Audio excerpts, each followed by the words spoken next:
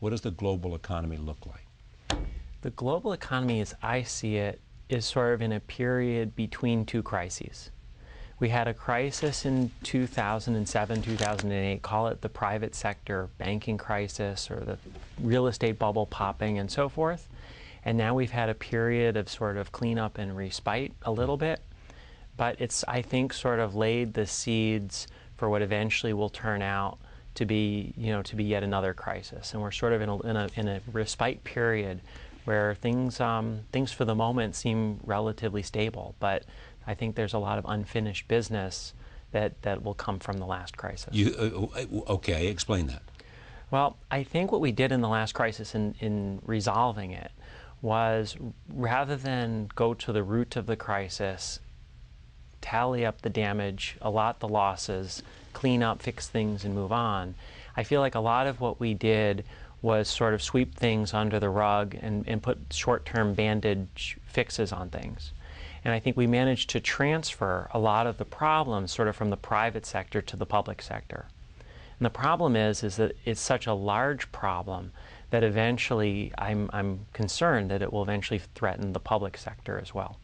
I want to make this more and more specific, though. I mean, do you see a bubble out there, and what kind of bubble is it?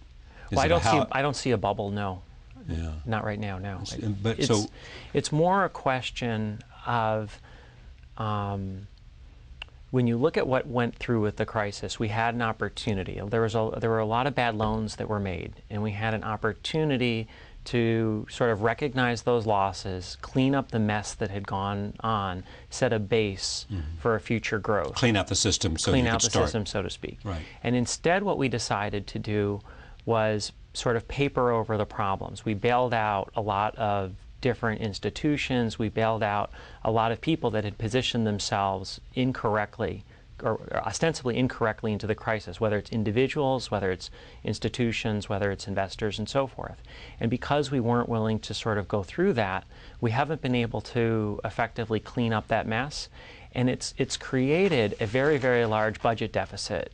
And it's created a monetary policy that is extremely easy. And it seems to be perpetuating itself into a way that I think is going to eventually come to a tough spot. What do you think of the Federal Reserve, and what do you think of quantitative easing? I think essentially it's the wrong thing to do. I think it'll be counterproductive. If it's successful, I think it will be counterproductive in the short run, by which I mean the goal of the quantitative easing right now is to raise the inflation rate. That's what they say. Right. The goal is not only to raise inflation, but the goal is also to decrease unemployment. Fair enough. Fair enough. But let's take it into the two pieces. Let's talk about the goal of raising the inflation, because they think the inflation is unacceptably low and there's a great deal of concern about deflation. Well, let's talk about deflation for a moment, okay? So Apple, let's just say that they make an iPhone, and let's say they fix the components in the iPhone so that the battery lasts twice as long as it did before. The way and then Apple sells you that same phone with the same components with twice as good a battery for the same price. The way the economists look at that, they'll say that iPhone is 15% better than the old iPhone that you could have got at the same price. That is deflation. And what I don't understand is why do we need to have a policy response to fight that behavior? Like, who is harmed by the fact that Apple can make an iPhone with twice the battery and sell it to you at the same price? And what we've essentially said is we want to fight this deflation, and so we're going to print a lot of money and create inflation. Well, where are we going to create the inflation? It's not going to be in these sort of quality improvements in life.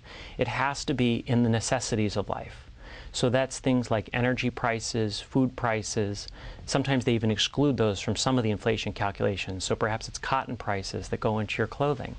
Well, what I don't understand is why, if you have a better iPhone, you need to raise the price of clothing. That doesn't seem to me to be a very sensible policy. And if you do raise the price of clothing, it sort of effectively lowers everybody's standard of living and gives them less money to buy other things when the necessities of life go up in price. To